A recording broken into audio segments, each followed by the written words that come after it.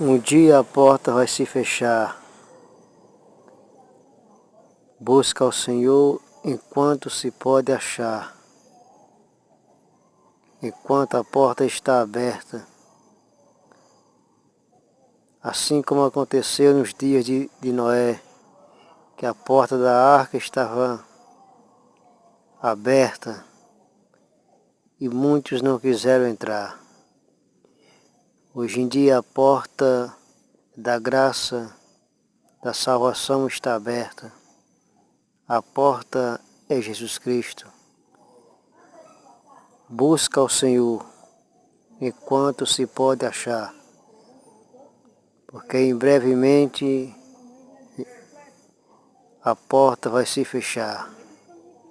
Jesus Cristo é o caminho, a verdade e a vida. Buscai ao Senhor